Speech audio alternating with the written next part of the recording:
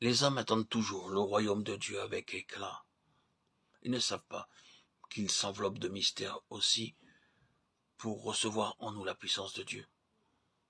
Commençons par bien comprendre qu'elle ne peut habiter que chez ceux qui ont renoncé à eux-mêmes. Les croyants qui s'occupent de la promesse du Saint-Esprit cherchent généralement à se représenter d'avance comment ils pourront reconnaître son action et sentir son influence, comment leur volonté pourrait saisir son œuvre de sanctification. Qu'ils se souviennent plutôt que c'est bien au-delà de la pensée, des sentiments et de la volonté.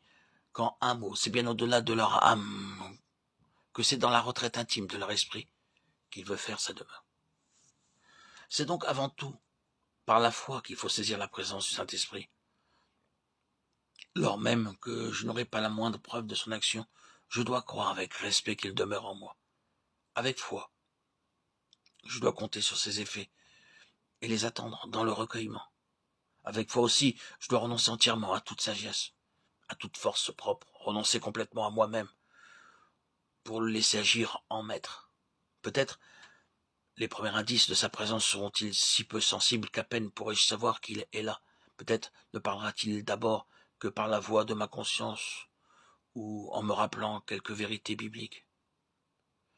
N'importe.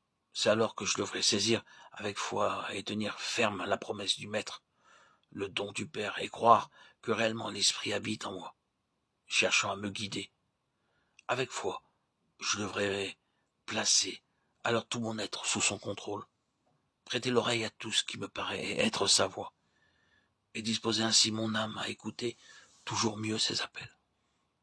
Du fond de sa retraite, cette puissance de Dieu viendra peu à peu prendre possession de ma pensée et de ma volonté, puis finira par remplir mon cœur aussi. La foi nous dote de la faculté de reconnaître ce qui est divin sous les apparences les plus trompeuses. Si elle peut nous faire saisir l'existence du Père dans sa gloire et celle du Fils qui est Dieu manifesté en chair, ne nous fera-t-elle pas, à plus forte raison, saisir la présence invisible du Saint-Esprit en nous, de cette puissance de vie divine venant se revêtir de notre faiblesse? Oh, que notre foi s'exerce à croire au Père, qui, par son Fils, nous envoie le Saint-Esprit. Qu'elle s'exerce aussi à croire au Fils qui trouve sa gloire à nous communiquer l'Esprit, et qu'affermie par là, elle saisisse que réellement la puissance d'en haut vient habiter notre infime bassesse, pour préparer en nous la demeure du Père et du Fils. Quand nous adorons notre Seigneur dans la gloire, cherchons toujours à saisir avec foi cette parole de sa bouche. Le Saint-Esprit demeure en vous. Emparons-nous de cette parole qui répond aux prières de ses disciples et qui nous est le gage de nouvelles et richesses. Richesses de bénédiction